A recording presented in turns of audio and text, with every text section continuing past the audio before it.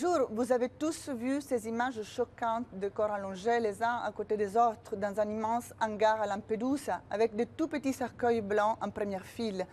Vous avez tous écouté les témoignages poignants des rescapés de l'énième tragédie en mer qui ont vu mourir leurs femmes, leurs enfants avant de se retrouver en Europe inculpés du crime d'immigration illégale. Et pourtant, l'impression est qu'encore une fois, quand la mer se sera calmée, l'Europe retournera au quotidien à une gestion des politiques migratoires basée principalement sur le contrôle des frontières extérieures avec très peu d'ouverture sur les canaux d'immigration légale. Bonjour Sylvie Guillaume. Bonjour. Vous êtes une eurodéputée française, élue avec le groupe des socialistes et démocrates, une experte en matière d'immigration et d'asile. Nous allons un peu discuter de la situation actuelle. Mais avant de commencer, c'est notre jeu de l'émission, c'est la minute de oui ou non. Vous êtes prête? Je suis prête. Avez-vous été choqué par les images de Lampedusa avec tous ces morts en mer? Oui. Êtes-vous allé aider les gens de Lampedusa? Suis-je allée aider? Oui. Ou en tout cas, est-ce que vous êtes allé à Lampedusa? Je ne suis pas encore allée à Lampedusa. L'Europe a fait-elle assez pour aider les réfugiés syriens arrivés dans nos pays? Non. La France a annoncé avec une grande médiatisation qu'elle allait accepter 500 réfugiés syriens à côté de 5000 accueillis par l'Allemagne et à côté de tous ceux qui vivent autour de la Syrie. N'est-ce pas trop peu? C'est trop peu pour la France, mais l'Allemagne n'a pas accueilli 5000 réfugiés. Elle a annoncé. On en parle après. Sur l'immigration, les choses vont bien en Europe? Non. Sur l'asile? Pas encore assez bien. Mais la majorité des pays a dit clair et net qu'ils ne veulent pas revoir les principes de l'asile. Avez-vous des espoirs? Si, je pense que les pays reverront par nature la question du droit d'asile. Le temps échoué, donc le reste des questions, c'est pour notre vraie partie de débat. Le Front National dans votre pays va très très bien dans les sondages. Pour les prochaines élections européennes, ils utilisent naturellement la sécurité et l'immigration comme un de leurs chevals de bataille pour refermer encore plus les frontières. Est-ce que vous avez des arguments pour démystifier ces propos? Et lesquels? Effectivement, les sondages sont pour l'instant leur sont plutôt favorables dans un contexte, je ne vais pas décrire longuement ici, mais qui s'appuie évidemment sur un contexte de crise. Et c'est ça aussi qui impacte les questions de migration. Globalement, l'arrivée des personnes de façon régulière, les naturalisations, bref, le calcul du coût, puisque si on parle du coût de la migration dans les pays européens, tout démontre qu'il n'y a pas péril en la demeure à partir du moment où l'Europe va bien économiquement.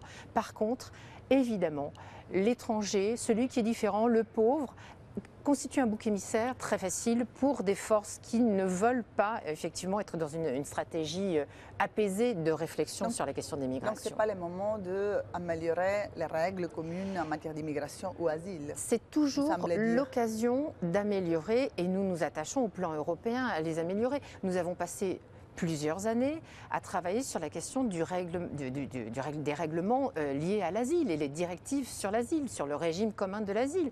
Nous avons bouclé à la fin du printemps dernier tous les règlements qui étaient en refonte sur le droit d'asile. Ça n'a pas l'air de fonctionner, hein, tout ça. C'est parce que le constat était fait que ça ne fonctionnait pas que nous avons réformé ces règles. Donc maintenant, il faut les transposer. Qu'est-ce que vous demandez en tant que Parlement européen? En tout cas, qu'est-ce que vous demandez? Sur le court terme, il faut évidemment aider les pays qui sont en première ligne sur la question de l'immigration. Objectivement, il y a les pays qui sont sur le pourtour de l'Europe, qui ont une pression migratoire beaucoup plus importante que d'autres qui se trouvent plus éloignés. Donc il faut aider tout de suite les États les plus concernés par ces voies de migration. Pour l'instant, c'est l'Italie et il faut que l'Italie soit aidée.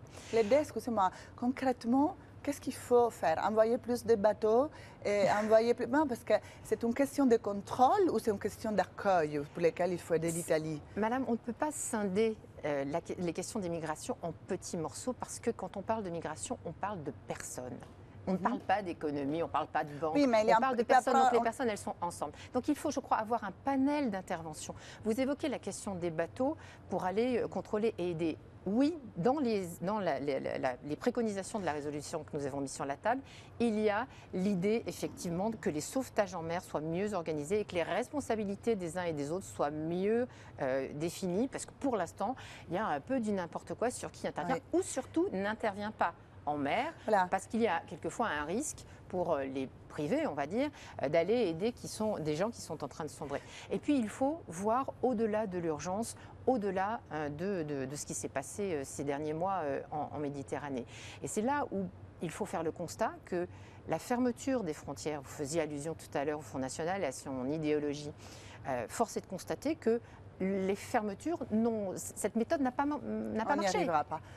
On revient sur ces questions dans une minute. Je vous propose de regarder ensemble le reste de l'actualité de cette semaine. C'est un sujet préparé par Julie Martin.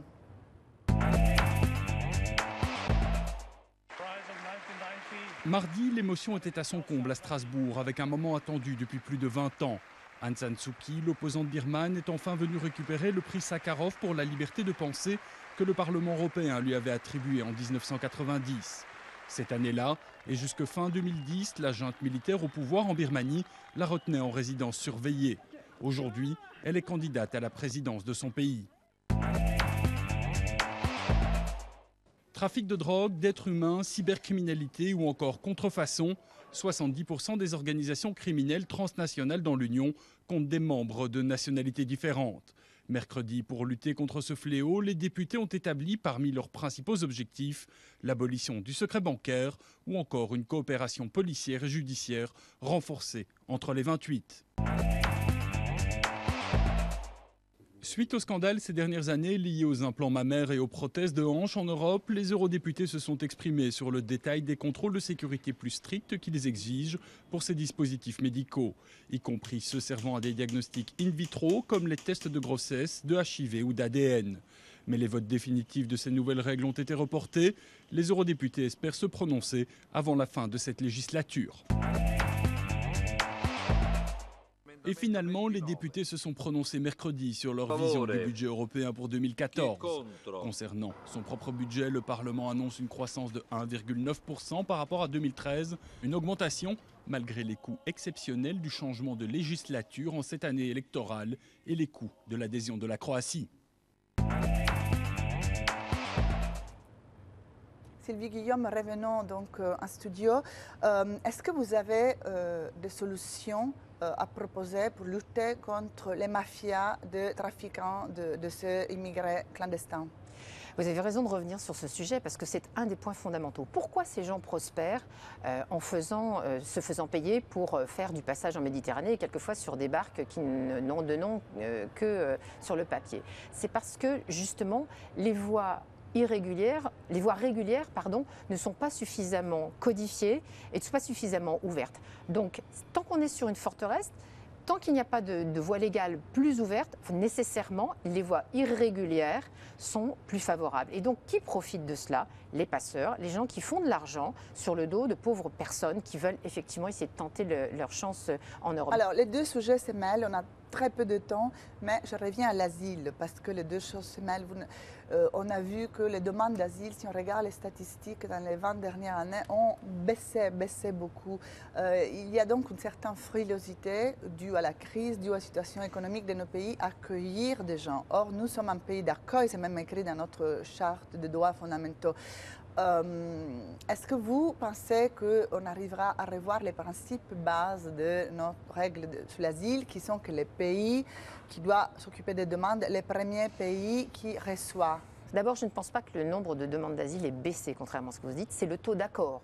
C'est le nombre de statuts des personnes qui a beaucoup baissé, effectivement. Deuxièmement, il ne faut pas modifier le contexte du droit d'asile. C'est-à-dire que les conventions de Genève sont intangibles et nous devons toujours nous y référer. Troisièmement, l'asile ne doit pas être utilisé comme une solution alternative à la migration économique. Or, pour l'instant, c'est beaucoup le cas. On dirait d'entendre parler quelqu'un du groupe du PP. Pas du tout, pas du tout. Si on veut sauvegarder l'asile, madame, il faut effectivement que les conditions d'accès soient meilleures, c'est-à-dire que les gens puissent effectivement demander l'asile pour des motifs de persécution.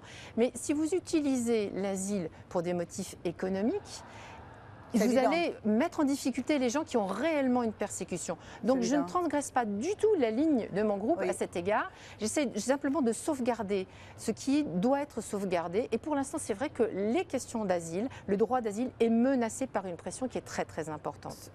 Pour les Syriens, on n'est pas en train d'accueillir beaucoup de Syriens. Les chiffres ne sont pas énormes. Si on les compare avec les chiffres des pays des Balkans, de guerre des Balkans, c'est vraiment des peanuts. Et c'est pourquoi il faut que la réinstallation au motif de persécution et de risque dans les pays d'origine soit effectivement beaucoup plus importante pour les Syriens. Et c'est là que les efforts des pays doivent être faits et que les propositions doivent être encore beaucoup plus nombreuses que celles qui ont été faites jusqu'à présent. Dernier élément dans votre question, c'est la question du règlement Dublin. C'est-à-dire que c'est le pays d'entrée qui traite la demande d'asile. On a essayé, et là, franchement, comme social-démocrate, je suis allée au bout de toutes les démarches qui étaient possibles et je me suis heurtée, là, effectivement, aux autres groupes de droite.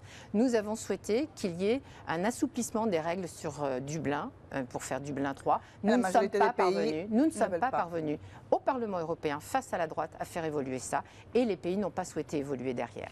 On va revenir sur toutes ces questions. Sylvie Guillaume, entre-temps, je vous remercie d'être venue. À bientôt. Merci à vous. Au revoir.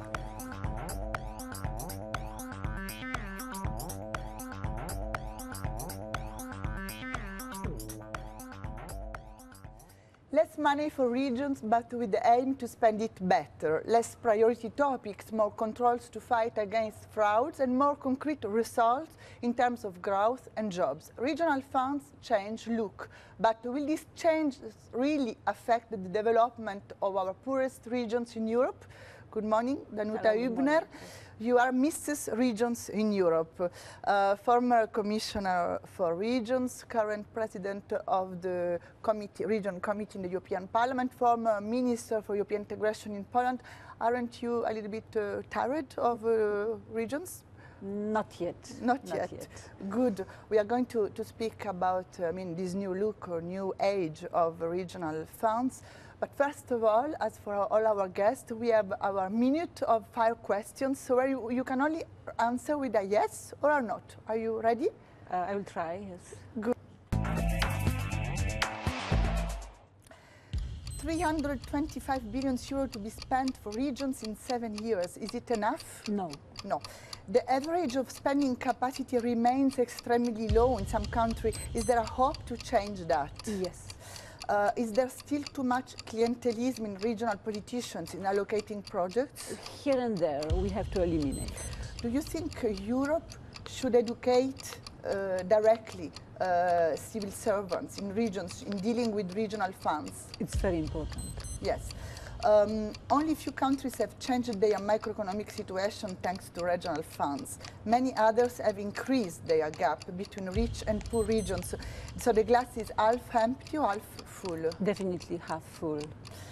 You are an economist. Do you think the European economic policy is going in the right direction? We need a better direction. Will Poland join the euro soon? Soon, I hope, soon, very soon. That's my hope. I had a lot of other questions. I have also a question on jazz, because I know you are passionate of jazz, and this minute for us is a way to discover our guests. So I just ask you the last questions. Between Amalia Rodriguez and Edith Piaf, who would you prefer? Amalia Rodriguez. Definitely. Definitely. Good. So we will have new rules, will be approved very soon. You still are negotiating with the governments. What will be the major improvements? There is both continuation and change, and some people are afraid that everything is a new rule. It's not true. We had most of what we are going to have now already in the system. It's going to be more formalized, which is worrying me a little bit, because we have more in the regulation of those things which were just the demand coming from the Commission. Now it's all binding and it's in the law. But what does it mean? More bureaucracy, even more, or more security? But that means also that authorities will be more cautious, will be looking twice into every euro, which is both good and bad. Good because it has to be really well invested, every euro of European policy, but bad because also we don't have time, because the world is changing, is moving. Europe has to have dramatically more growth than we have so far. We have to get out of the crisis. So we also need quick launch of the new program, new projects, and moving quickly. I think we will go more in the details of all these elements. Now I'd like to move our attention towards Central and Eastern Europe.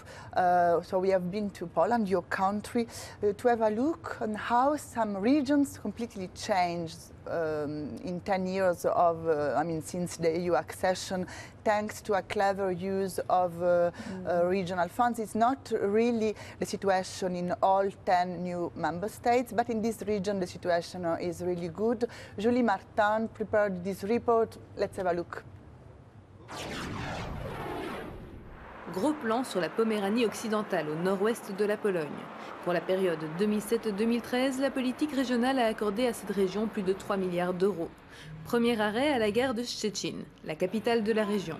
Ici, certains passagers chanceux prennent ces trains modernes, cofinancés par l'aide régionale européenne. Jesteśmy zadowoleni z tego wstąpienia do Unii Europejskiej, bo doganiamy Europę, a nawet w niektórych produktach, jak tutaj ten produkt, który będziemy prezentowali, pojazd spalinowy, on praktycznie już przegonił produkt europejski. 12 trains de ce type sillonnent les rails de la région depuis 2010, alliant technologie et confort dernier cri. Coût de l'investissement, 37,5 millions d'euros, dont plus de 30 venant de l'Union. Nie ma tego hałasu w pociągu, nie trzęsie się tak, wygodniejsze siedzenia, jest cieplej, lepsze oświetlenie, no wszystko wygląda naprawdę lepiej. Jeżdżę tym pociągiem w latach 80. i teraz. W latach 80. 4,5 godziny, teraz 2 godziny 10-15 minut. Jest różnica. Les infrastructures routières sont une priorité depuis le début pour la politique régionale européenne. W pierwszym etapie te pieniądze służyły przede wszystkim wsparciu dla rozbudowy takiej podstawowej infrastruktury, która warunkuje dalszy rozwój każdego z regionów. Ta infrastruktura to na przykład drogi, modernizacja połączeń kolejowych, rozwój transportu publicznego, również inwestycje w zakresie ochrony środowiska.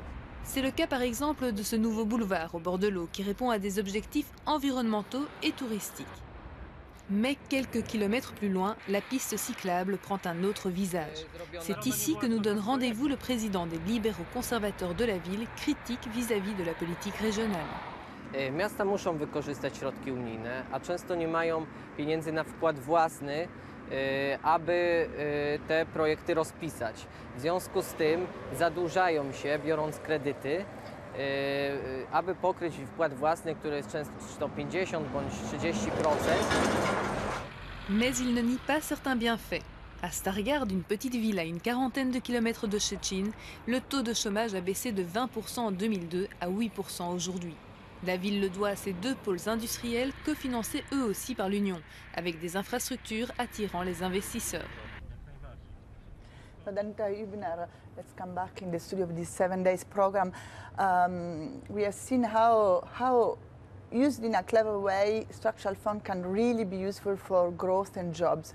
But this is not really the case of all regions, of the old Europe, for instance. I think of all south of Italy, for instance, where the gap between north and south is even more important. So, what are your suggestions with all this experience you have now for these regions to improve, even with these difficult economic situations, to improve the spending capacity? One thing which is important in case of Poland is that we were the first from the new member states to decentralize so strongly the state. So regions have become the owners of their programs, they have prepared their own strategies, they are investing themselves. This is, I think, extremely important. You don't have responsibility. You don't do it well if you are not the host. If there is not corruption, frauds, and all then what we another know. story is to have really good administration, which is very often not the case in Europe, especially in new member states, but also in the south, as you mentioned.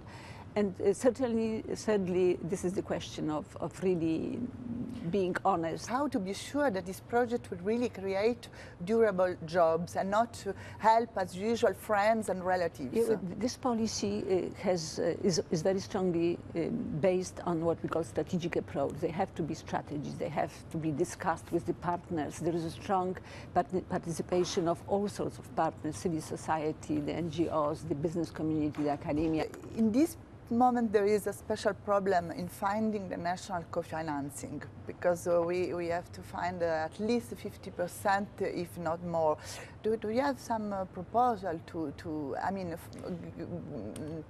make it faster? That's why the public-private partnership is important, because I think money coming also from private pockets is very important. Plus, it has good impact on the innovation, also on the way the projects are run and invented. Secondly, we need banks with us on the team, and the banks should really start doing what they are supposed to do. But also we will have potentially more use of the so-called financial engineering, which is revolving funds, which is also combining funds from different sources. This is still, I think, too much of a kind of pilot approach. We need more of that in Europe, and we will have it in the new policy. We will follow all that. Now we have a new budgetary period which starts. Yeah. So hopefully in January. Hopefully in January. Thank you very much, Danuta Hübner, for coming. Thank you very much. 7 Days in Europe will come back in 2 weeks with my colleague Caroline Grasso, who will have a look on the situation of SMEs in Europe and the coming in force of a new directive on late payments. For now, that's all. Arrivederci.